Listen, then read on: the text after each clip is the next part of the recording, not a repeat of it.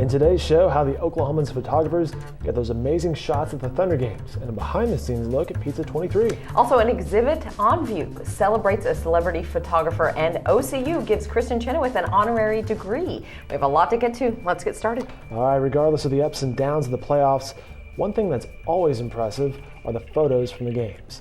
Our photographers here at the Oklahoman work hard to get those amazing moments, and here's a glimpse of how it's done. I'm a photographer for the Oklahoman and News OK, and one of the things we do a lot of this time of year is photographing Thunder basketball, especially these exciting playoff games. And one of the favorite ones I've seen we had on the front page after Game 1 against Memphis, and that was I believe Chris Landsberger's shot with the Memphis player going out of bounds, trying to call timeout, not quite getting it, and that ended up being a very, very decisive moment. I really enjoyed that picture. One of my favorite ones that I've had so far was from actually the Houston series, and it was the picture of Kevin Durant where he's got his hands up on the net, and he looks kind of just lost because they just blew this big game. And the thing I like about that, it's really hard to get, I think, good dejection pictures. And so while we really love to see the Thunder excited and going out there and winning, when they do lose, it's tough to get a shot that really expresses that, and I like that one because I thought it really kind of showed the mood of the game. Usually, especially for the playoff games, we usually get to the arena 3 or 4 hours ahead of time, and we use 2 photographers during the playoffs. One sits on each end, and then they usually have 3 cameras with them to shoot different ranges down the court with a longer lens, right in front of them with a shorter lens, and then kind of a medium lens for things that are happening maybe at half court or just around the 3-point line. But we also set up remote cameras. You'll see shots from the catwalk looking down. We take those with remote cameras. We set up cameras on the goal itself, so you'll see some where you see the basket in there, and the guy rebounding or blocking the shot, and kind of looks like it's straight on, and those are with remote cameras. So we get all that stuff set up, wait for the game to start, go out, shoot some fans, and then you're in the action for 2.5, 3 hours. The one thing is that when you're on the floor, there's a lot of reaction that you have to get be able to get the good shot, following the ball, paying attention to what's happening, not just in front of you, but everywhere on the court, because you never know when somebody's going to get a tech over here, and you got to make sure that you get that going on.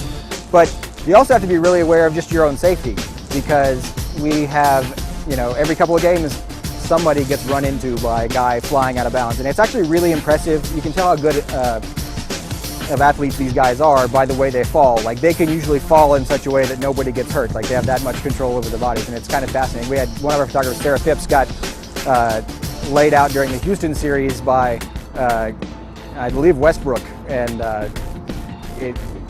I'm impressed that she's able to lift her arm today. It looked pretty painful. So there's a lot of things that are great about being a photographer.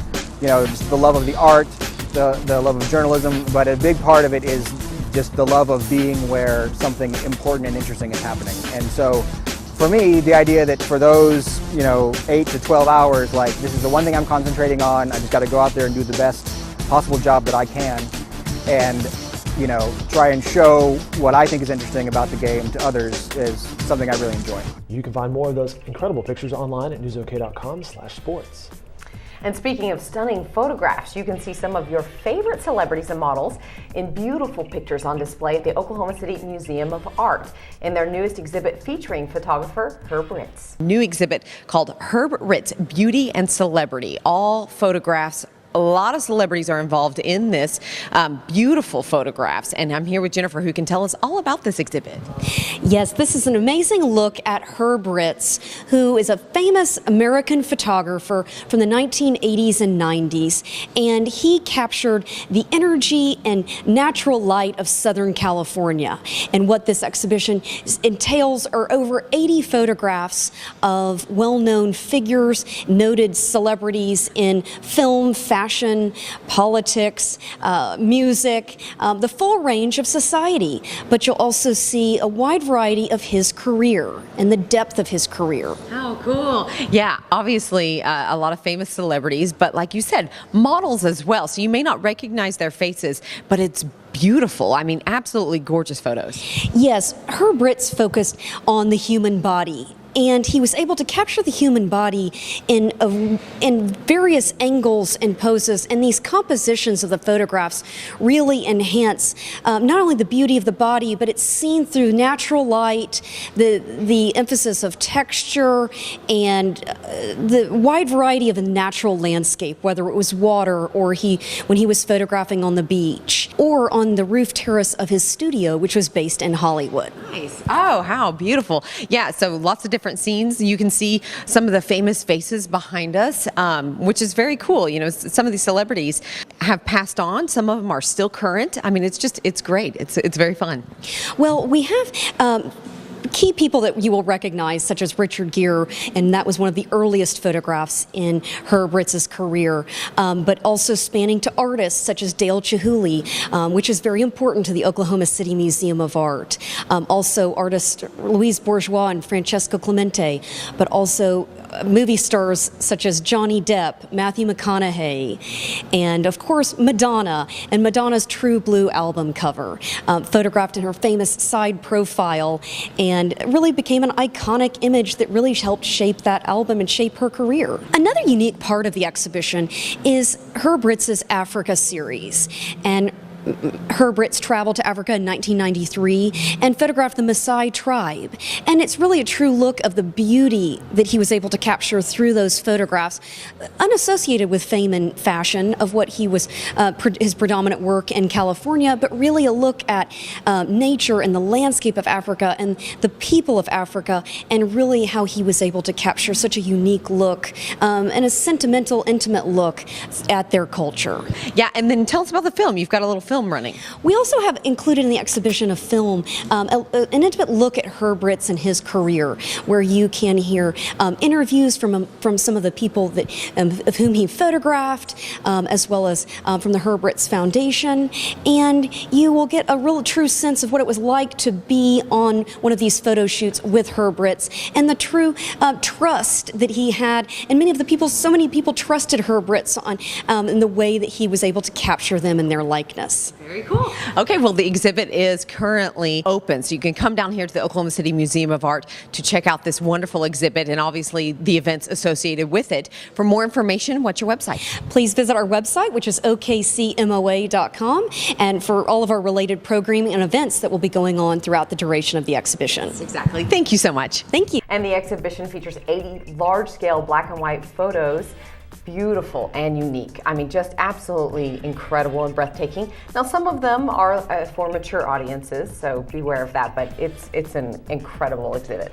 We are blessed, I guess I should say, to have a museum such as that continually bringing in great exhibits. I know, and it's neat because they'll do some stuff that, you know, obviously you expect to see in a museum, and then they'll also do some very contemporary, exciting, new, so they have a nice variety. Exactly right. Speaking of exciting, plenty more exciting videos to show you. Coming up next, a welder who turned to beekeeping. He's inspiring others. And pizza comes to 23rd Street. That's coming up.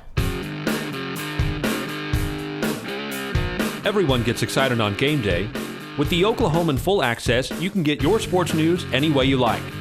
The Oklahoman Full Access includes print, smartphones, tablets, print replica, and our digital archives, starting as low as $12 a month. And it's free to current print subscribers.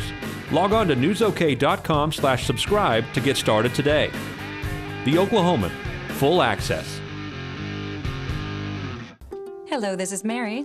I can help you. Hi, my grandma wants to know how to record my show. Press the guide button on the remote.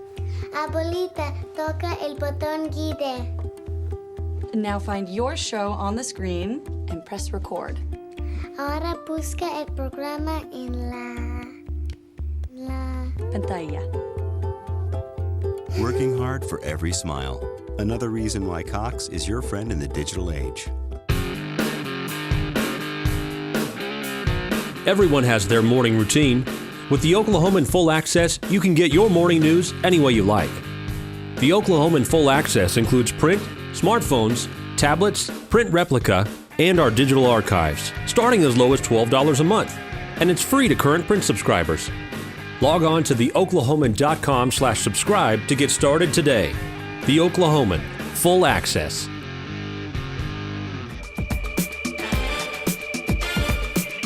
Brian Royal works for ONG as a welder, but he also has a beekeeping business. He went from 2 to about 80 hives, and this year they may have more than 100. Well, now Brian is helping others get started in the beekeeping business, which is a lot tougher than it may seem.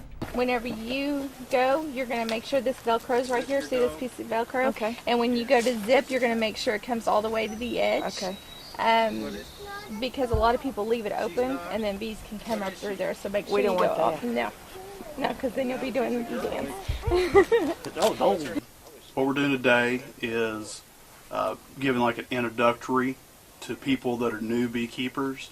They don't know what, from anything from lighting the smoker to looking in the hive to the different hive components, looking at a queen, looking at drones, looking at worker bees, looking at the different stages of brood, looking at honey, pollen, all the different aspects inside of the hive. Our daddy used to be a beekeeper. Yeah, and our granddaddy. And our Uncle Ted. So everyone kept bees. Do you keep bees too? I have one hive, so I'm a new starter. And how long have you been involved in it? Well, about 3 years. First 2 hives died, so I figured I need some kind of instruction. It's not hereditary. You got to learn this stuff. You know, I had actually kind of read about it a few years ago, and it was very interesting to me. We had been reading about kind of organic practices, and then I stumbled upon an article about the bees suffering because of all the pesticides that are being used on crops. And we're very interested in organic practices out where we live. We have 5 acres, and we just decided that, let's look into beekeeping. Let's get some bees. And we contacted Brian and started reading, and it's overwhelming, but it's really interesting. So we thought it would just be great to help our land, our vegetables, our flowers, and hopefully get some honey out of the deal too. I tell people, they'll usually produce at least one medium super of honey, which is about 3 to 4 gallons of honey, or just under 60 pounds of honey. Something like that. Now it can go up from there. I mean, you can have really good years, and I mean, some of the old timers have told me they've had 12 supers stacked up and produced hundreds and hundreds of pounds per hive of honey. But I haven't seen that yet, in my beekeeping career. So maybe the good days are yet to come. See some activity. See, this has got a lot of coming up. I've always been interested in bees. Since I was a kid, be out there in the baseball field, see them flying around the clover, and kind of wondering, what are they doing? Where are they going? Where are they headed to, and what are they up to? And so that kind of carried over to adulthood, and we finally bought a house, settled down. I used to travel welding all over the world. Finally settled down. I told my wife, I want to get a couple beehives. Started out with 2, and then went from 2 to as high as 80 and probably over 100 this year. Do you guys have a hive yet, or you? We do. We've got them ready. We haven't received our bees yet. They're coming sometime in May, so they're ready and they're waiting for their little bees. And what do you do after the first sting? I'm not sure. That's what we'll be learning. On the first sting, just kind of mentally prepare yourself and know what's going to happen, and yeah. Hope you don't chicken out and decide not to do it anymore. Yeah. Now, besides producing honey and beeswax, bees can be linked to numerous crops such as nuts, fruits, vegetables, alfalfa, and clover seed production, and others through pollination. Now, Royal thinks this increasing canola production in Oklahoma will also lead to more bees in the state. Well, another area that has some buzz, if you will, 23rd Street in Oklahoma City, a lot of variety and local restaurants to choose from, talking tacos, burgers, hot dogs, and much more. But there was one staple that was missing. Not any longer though. Food dude Dave Cathy found out about the newest addition. It's Pizza 23. We opened in the middle of December. This is a concept that I've been working on for about 5 years. I am a 4th generation restaurateur, so it's kind of in the blood. We found a great location down here thanks to a friend. We got plugged in and we started making pizzas. So what we do here is we make everything from scratch. We make our own dough, we make our own sauce, we grate our own cheese, we chop our own vegetables. Everything's made to order. Everything's made from scratch every single day. We really take time and put the love into our product. We make our dough fresh every day. Like I said, it is, there's a lot of love that goes into our pizza, but it is more of a pie dough instead of a super high gluten stretchy dough. So it's very flaky, very buttery, very pie crust oriented. So my family and I are very health conscious. So we try very hard to make sure that every topping that we put on our pizza, your body recognizes. So a lot of our stuff is organic, and we really take pride in that. We do slice our own pepperoni. We use an organic spring mix for our salad. We use an organic spinach. We blanch and season our own sun-dried tomatoes. We chop almost all of our vegetables. So we try to really enhance that. Yeah, our price, is a little bit higher, but when you've got that kind of a quality going on to a pie, not only sets you apart, but it also allows your body to enjoy it, not be so heavy. You want to actually enjoy pizza. Yeah, so we're pizza, salad, and beer. That's our concept. Pizza 23 is 23 toppings. We do have about 34 beers in house right now as we speak. We do sell also salad. Like I said, our organic spring mix, our salads are awesome. We're pretty famous for those as well. We do make all of our dressings in-house. We have quite a few to choose from there as well. Other than that, just pizza, salad, beer. We have a lot of craft beer. We try to focus on the Oklahoma scene, so Coupe, Mustang, Anthem, Black Mesa. Some of those guys consume our towers and stuff. Price recently purchased a truck, which he intends to take on the road with his gourmet pizzas. He participated in the last H&A night market and has done some private events. So if you can't make it to the restaurant, you have an opportunity to try out some of that pizza on the road. I know, and you've tried it. It is good. It is tasty. It's not a greasy pizza situation that you find at some places. So it's a little healthier. It is a little healthier, I thought. There you go. And by the way, the place, the building itself is very cool. Oh, it looks nice. Yeah, it looks nice. It's right next to the yogurt place. That's right, exactly right. There you go. Lots to choose from right there on 23rd. All right, well, coming up, a mother fights for her son who once fought for us all. Hear their story next. With the Oklahoman Full Access, we deliver your news any way you'd like. The Oklahoman Full Access includes print, smartphones, tablets, print replica, digital archives, and the new Oklahoman.com. Plans start at only $12 a month. And all this is free to current print subscribers. Log on to oklahoman.com/subscribe to get started today. The Oklahoman Full Access.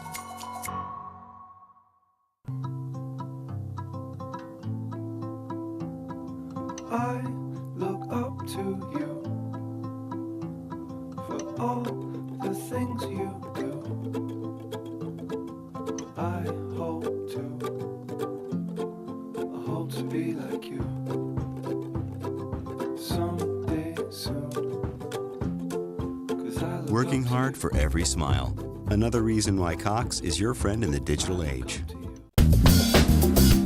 We're shooting more photos at each assignment, but we're putting those into separate galleries that can be added into the iPad and online editions so that the viewers can see a lot more photographs. We can tell a lot more of the story visually, give them more detailed shots, more overall shots, just a lot more variety that really enriches their experience.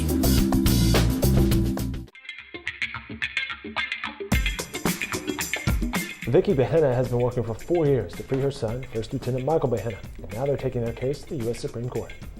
A military court found Michael guilty of murder. He is serving time in a military prison.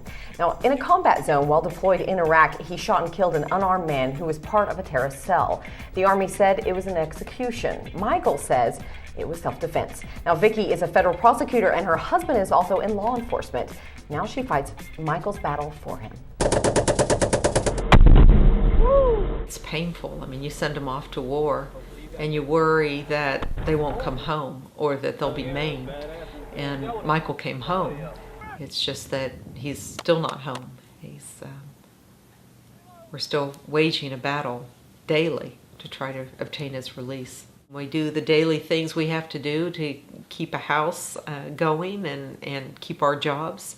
And then each and every evening and every weekend, it is focused on Michael and trying to obtain his release.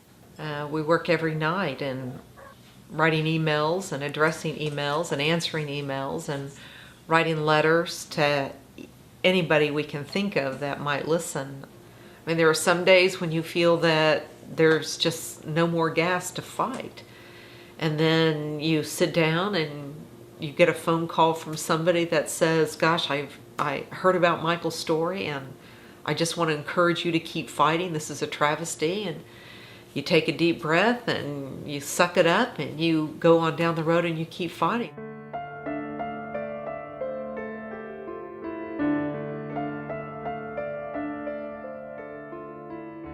All of these he's read, all of them have been opened.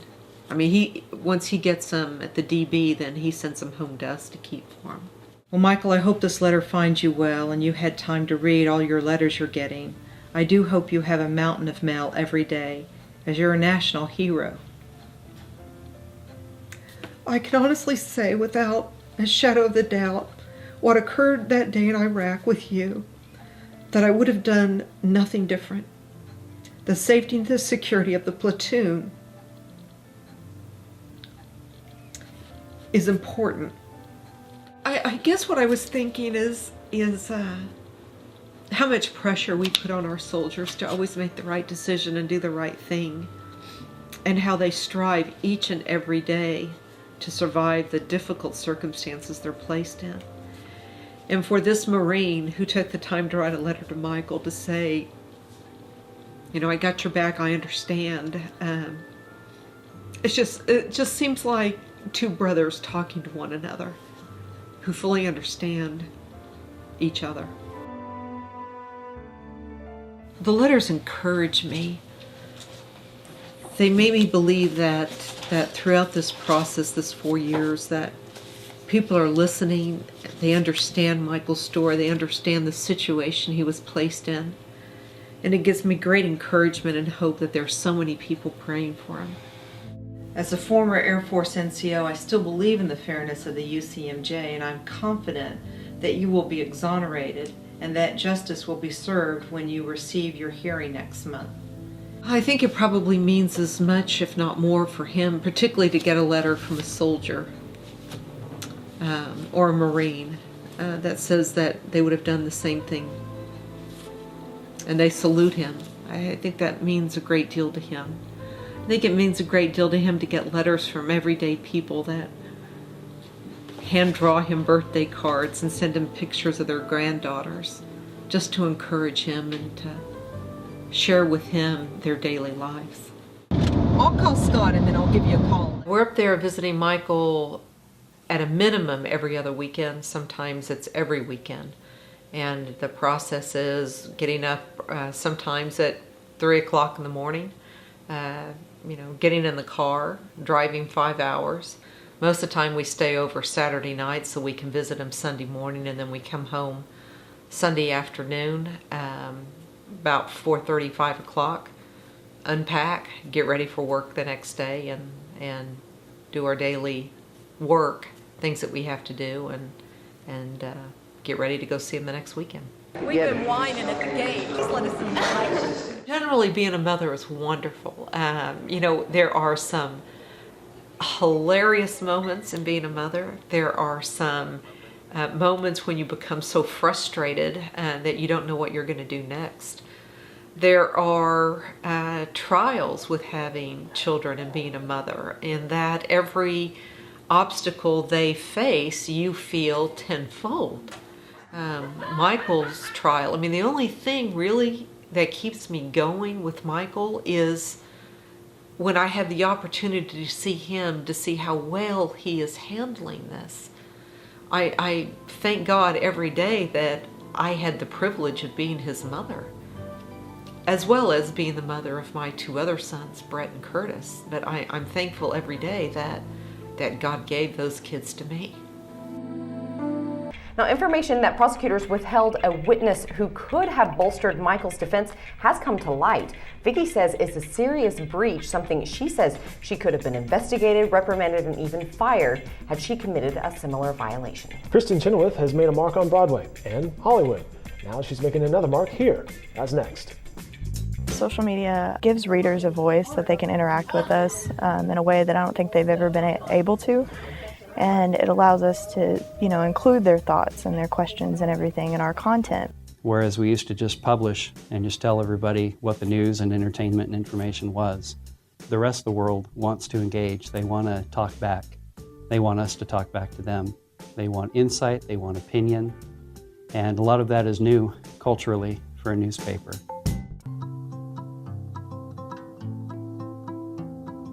I look up to you for all the things you do. I hope to be like you someday soon. Working hard for every smile. Another reason why Cox is your friend in the digital age. In 2012, we had the largest concentration of Oklahoma musicians to go to South by Southwest ever. Dave Morrison and I, we talked about it. It's like, let's just do this guerrilla style, okay? We'll shoot 1 or 2 performances by an act, and then we'll get an interview, and we'll get it up as quickly as possible. So that's what we were doing. We ended up with 21 different videos, and those also included some stand-up.